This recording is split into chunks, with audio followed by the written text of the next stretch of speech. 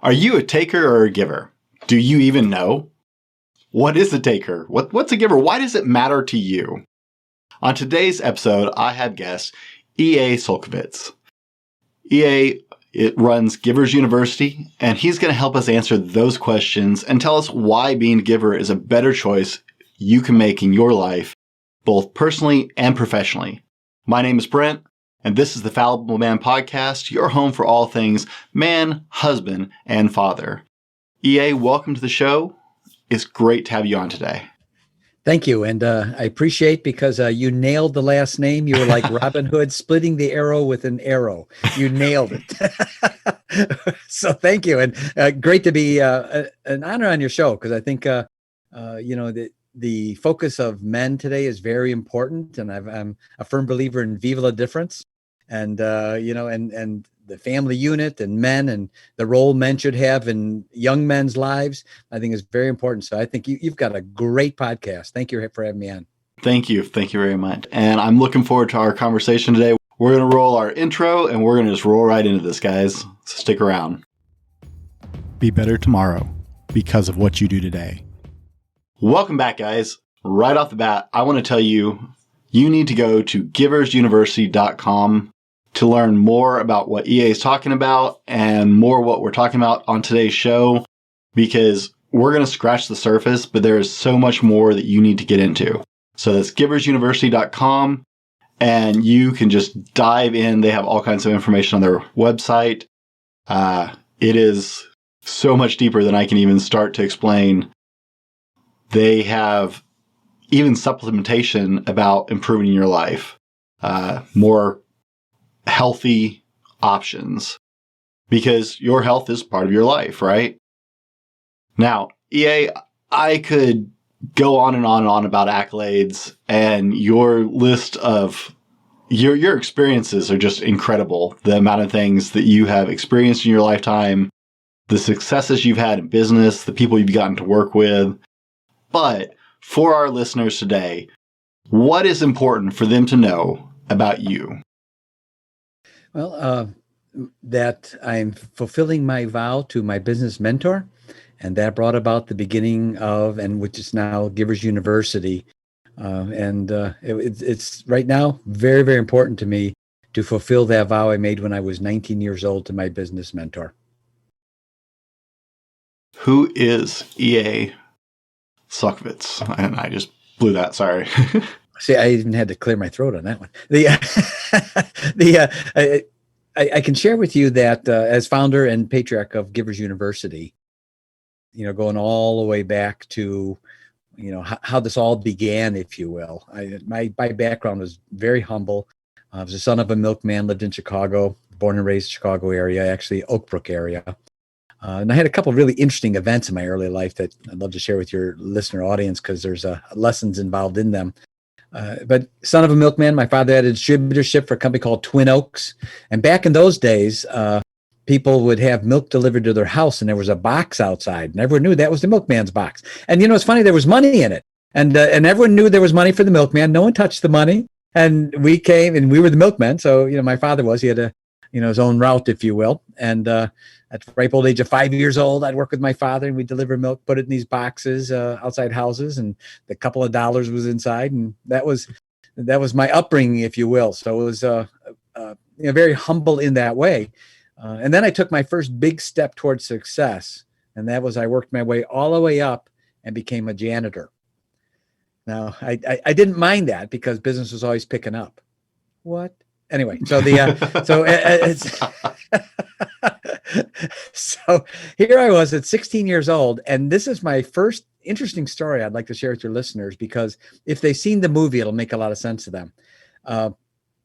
When I was 16 years old, I was able to be bonded, insurable, so I could go in expensive places for this janitorial service I worked for. And one of the homes I cleaned every single Wednesday I was in there was for a lady. Her name was June Martino. Now, I don't know if you ever saw the movie The Founder with Michael Keaton about McDonald's. I have. Okay.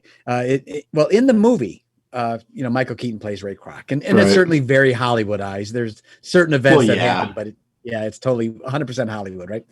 But Michael Keaton as Ray Crock talks to this lady outside his office all the time. And he keeps saying June, that's her name. Mm-hmm. That's the lady whose house I cleaned, that lady. And she had the third most controlling stock when I met her. And what was interesting was that she was very, when I was in there every week, she had maids and butlers in this beautiful home and me cleaning, buffing the floors and things. And she was very cordial. She wasn't like an alien. She was never condescending. She was actually quite warm. She was an easy person to talk to, very approachable. And every time she saw me, she always went out of her way to say hi, even though I was the janitor and I had my name, on my shirt and over here, name of the company, that whole thing. Mm-hmm. And a blue stripe going down the shirt, that whole thing. And so one day I'm in her house and I could tell she was in extra good mood. So at 16 years old, this snot-nosed kid, yours truly, mustered up all of his courage and went up to her and asked her a question. And I said, June, could I ask you a question? She said, well, sure. And she was an icon. Everyone knew her in the area in Oak Brook. And I lived in that area too. So I saw the whole McDonald's. That's where the world headquarters was also. I saw the whole phenomenon happen during my lifetime. Mm-hmm. I said, June, could I ask you, how did it happen? And she looked at me, she said, what? I said, the whole McDonald's thing. I'm not kidding. She put her arm around me, brought me in the kitchen, and told me the entire story from the very beginning all the way through to the moment we were sitting in it. She even had the maids and butlers bringing in food so she could keep telling me the story while during lunches, etc. So the time came and she told me about, and I don't know if you remember in the movie, there's a time where June goes to Ray, Michael Keaton, and says, we don't have any money. We need more money. We're losing money like there's no tomorrow. And that prompts him to call the brothers and say, I need more percentage. I need more percentage. And they have like an argument on the phone. That element is true. And June told me about it. She said there was a time when Ray couldn't afford to pay her. And as a direct result of that, he could not afford to pay her. And they made an agreement that he would pay her in worthless stock. Mm-hmm. And no money. Didn't have any money to pay her, and he would take the phone calls from the bill collector so she wouldn't get hassled. So I, as a janitor, asked her, June, why'd you do it? I work Friday to Friday. I work paycheck to paycheck. I'm a janitor. Why'd you do that? And she said, really, it was because, and then she sat back and looked, and she had this blank look on her face, and I realized I just asked her a question no one had ever asked her before. Why did she do it? And after about 10 seconds, which seemed like an hour, they're staring right at me, but not saying a word, she then spoke, and the way she said it made the hair stand up on the back of my neck. She said, because I believed in Ray.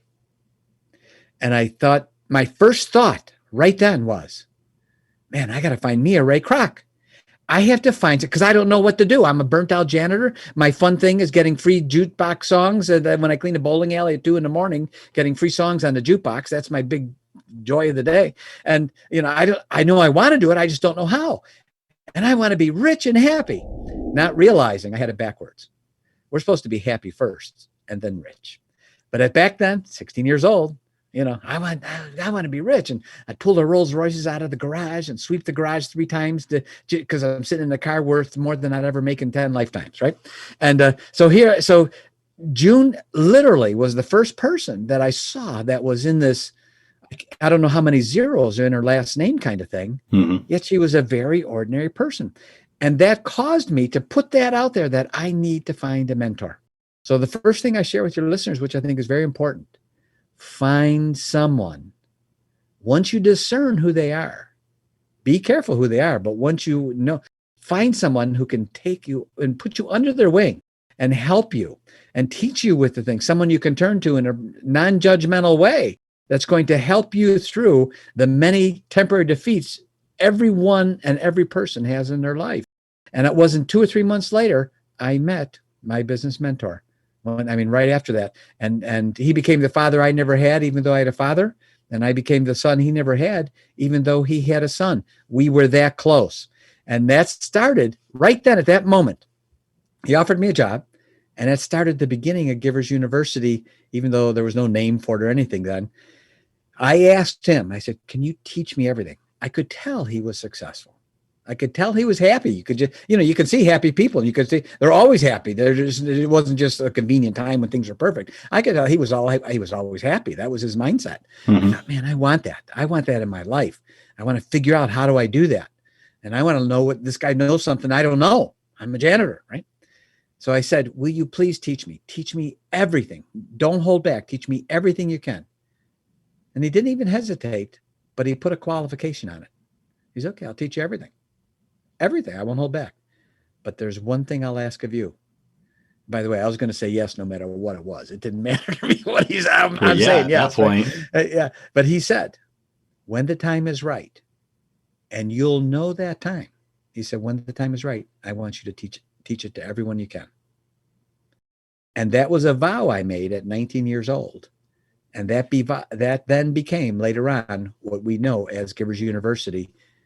Literally, I'm fulfilling that vow of what he taught me.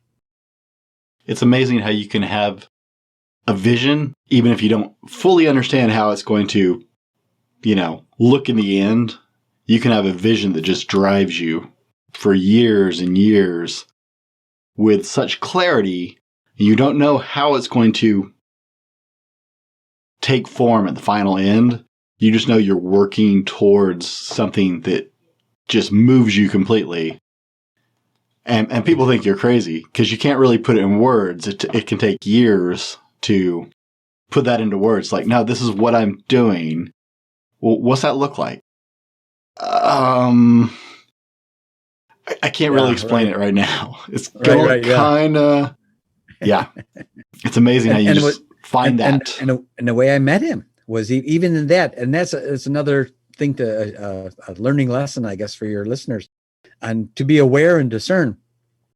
At that same janitorial service, after I, not long after I put it out there, hey, I need a Ray Crock in my life. I need someone to take me under their wing, put me under their wing. We got a phone call at the office at the janitorial service.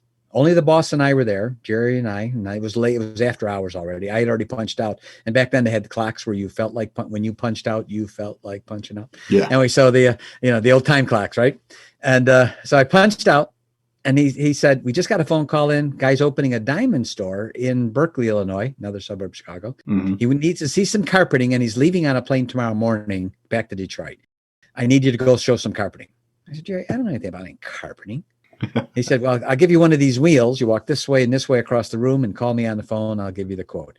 And I said, no, I punched out already. I'm done. I'm done for the day. I'm tired. He goes, I'll tell you what, he said, I have to stay here. If you'll go, he said, I'll give you your pick of any Saturday off. And now for a janitor, that's a big negotiation chip because businesses are closed. We're cleaning on Saturdays. So when you get your pick of Saturdays, that's like, whoa, you got to be kidding me. So I said, I even repeated it back to him, and I said, any Saturday off? And he said, any Saturday. I said, okay. So here's the stage.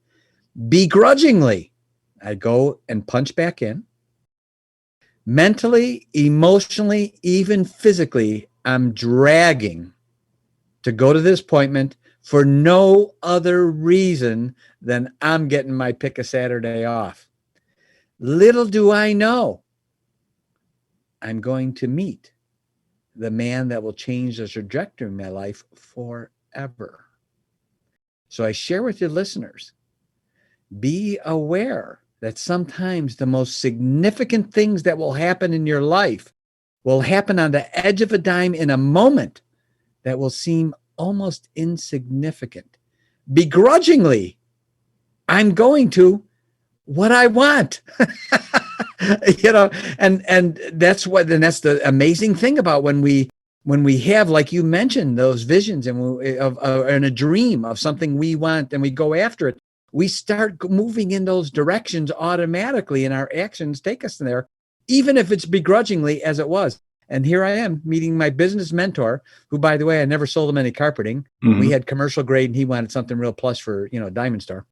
And he became my business mentor. And I have to say, what a blessing it was for so many years that we became so close. Like I said, he was like the father I never had, even though I had a father, and I was like his son, even though he didn't have, even though he had a son. We were genuinely that father and son relationship. And he so many times helped me and protected me in ways I didn't know because of my own naivety. And I share with your listeners, if you don't have a mentor, no matter how old you are, or no matter what you've done in business, you should have some people that are good, qualified counselors around you that you can talk with, that can share, and are going to give you the right kind of feedback. And one of the things we do with Givers University is we teach people how to discern who those people are. How do you discern that? So that brings us about to really, and one of the things you mentioned, which is very important, and it really is what we do. And I can do it by virtue of 3 questions to your listeners that I'd like to ask. Okay. First, think about all the fires that you stomp out each day. Think about the times during the day when your stress level spikes or increases. Think about the conversations you have during the day when at the end of the conversation, you barely remember what you talked about, but you are positive that you have no more energy left. They just drained it all out of you. All of those 3 scenarios have one thing in common. There's a name attached to them. All of them have a name attached. And today in the world, in business, we have companies open and closing faster than ever before. Products are being antiquated overnight faster than ever before. What do we have left? Relationships.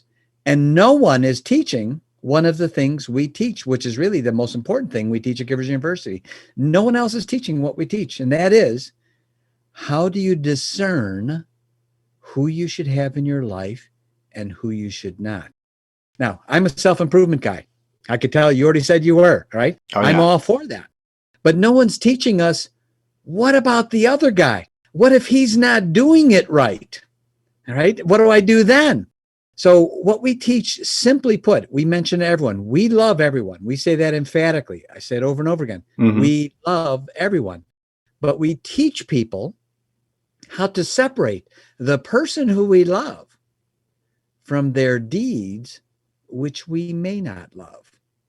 And we teach people to discern and look at the deeds and then begin to discern, should I bring that person closer in my life and surround them closer, what we call our giver community, should, your own giver's community, or should I begin to discern and respectfully distance myself from, not nasty, not angrily or rude, respectfully distance myself, because everything they're going to bring with them is going to make me collateral damage.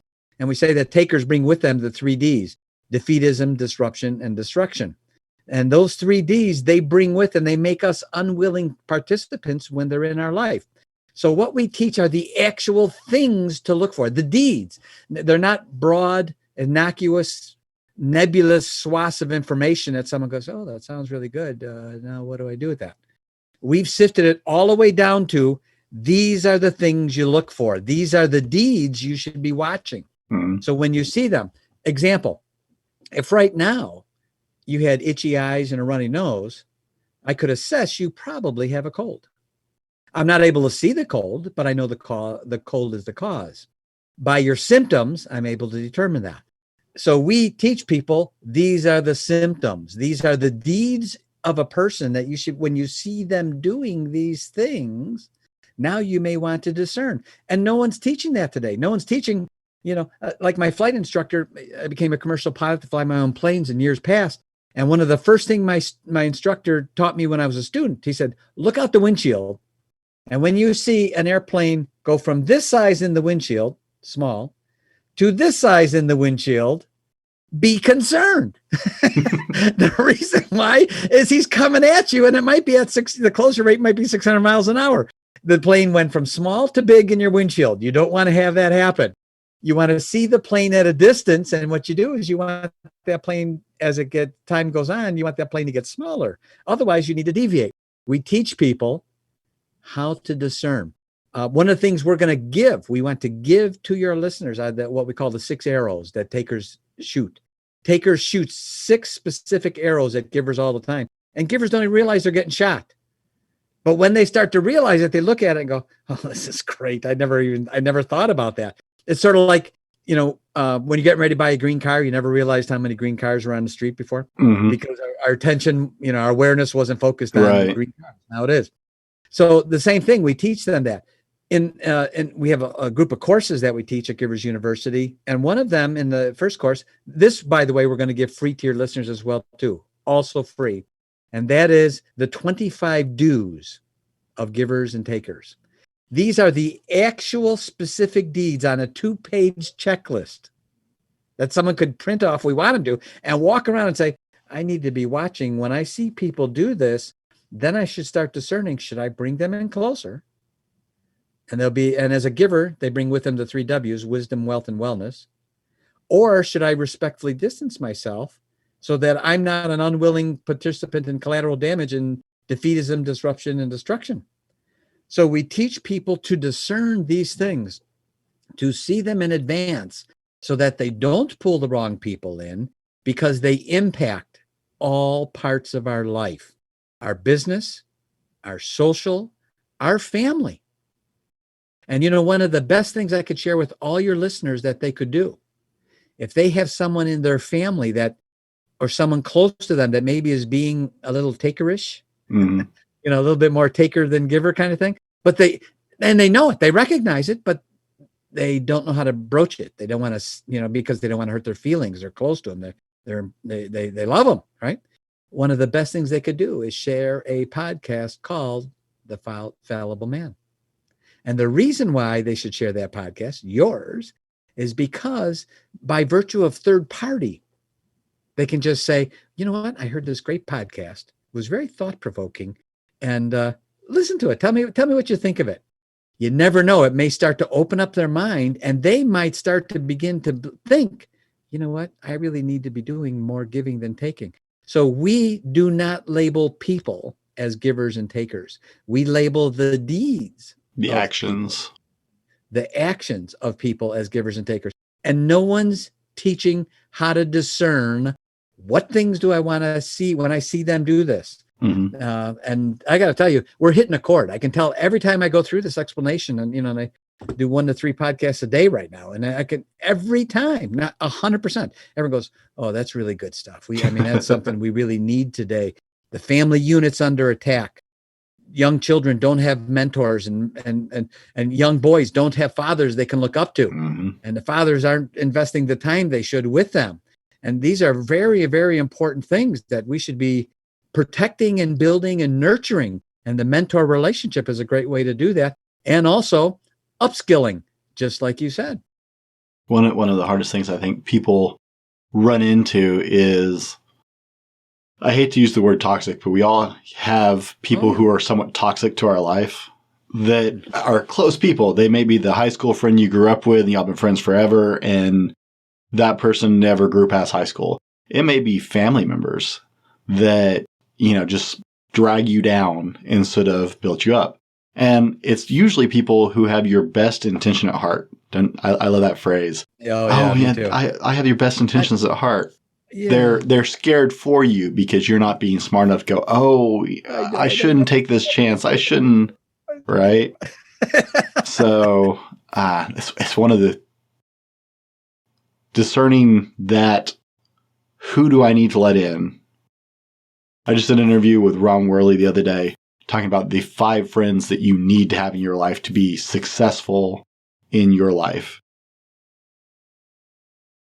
It was great covering those, but it was like, yeah, but how do you pick through the people in your life and go, I love this person. They've been around forever. We've been friends forever, but they take so much out of me. They take so much away from just the energy draw. They're always destruction and drama. So that would be a good 4th D, drama. Yeah. Oh man, it's right up there, right? Yeah, for sure. Guys, if you're getting something out of this, be sure and leave us a like, a review, give us a thumbs up if you're on YouTube.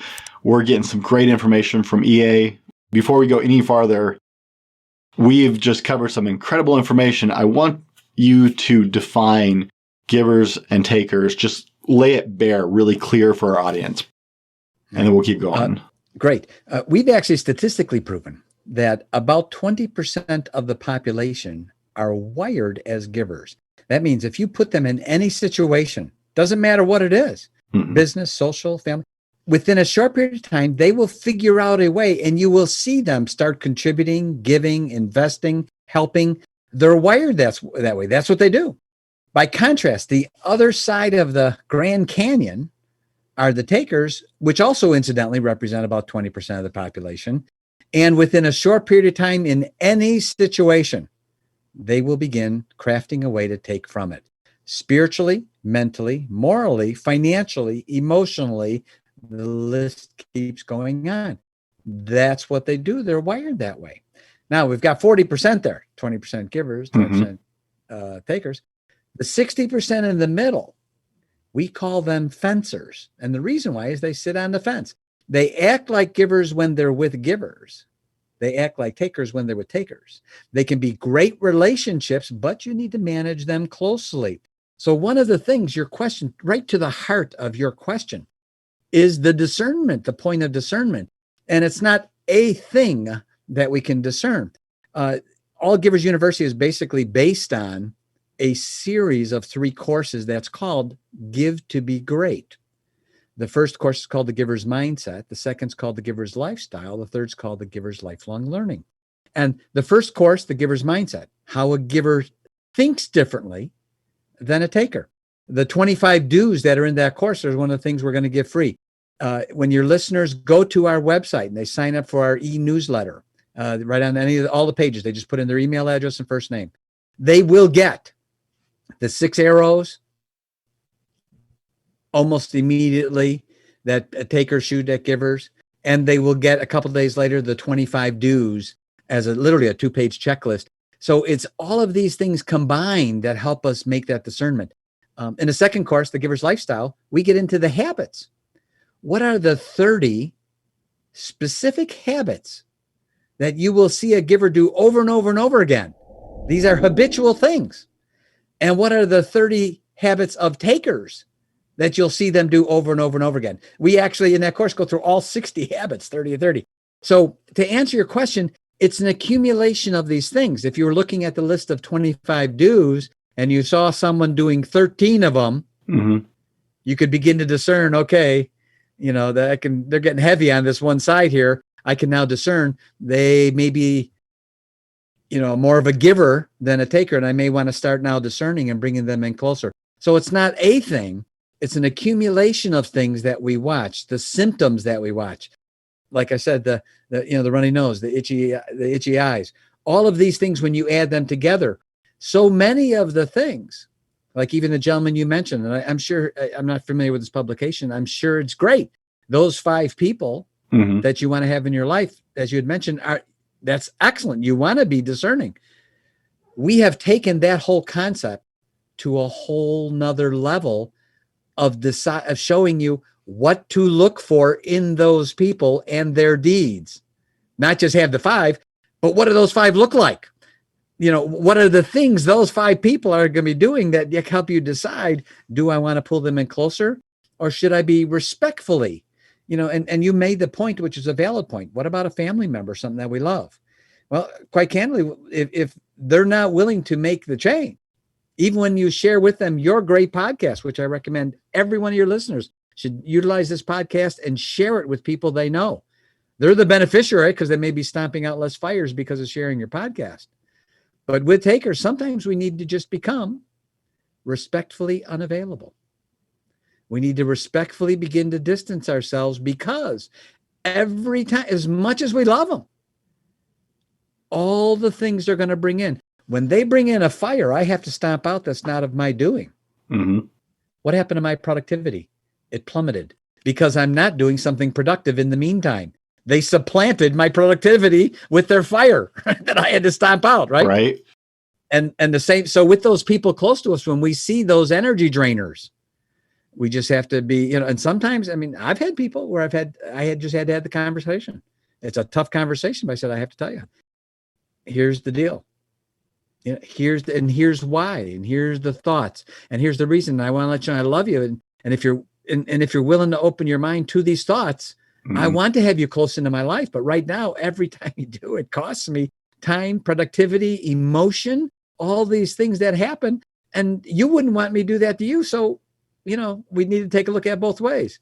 And when you have a checklist and you have a great podcast like yours, the Fallible Man, to share with them, that's a great learning lesson that you can share with them. It's not just a podcast. You're actually helping something that could genuinely change their life because of the specifics we have sifted it and filtered it down to. EA, I'm getting the picture that we want to be givers. Okay. We need to become givers. And that is a better option, right? Because no one wants to be a drain on somebody else. I think there are a lot of people who are takers who don't necessarily even realize they are. For sure. Right? And that's where you get into like the family members, right? They love you. They care about you. They don't realize they are just draining you, right? Are those friends you've had forever? They don't realize they're like a leech on your life. So at Givers University, they can go and sign up for your free mailing, and they're going to get 2 free gifts just for signing up that will help them.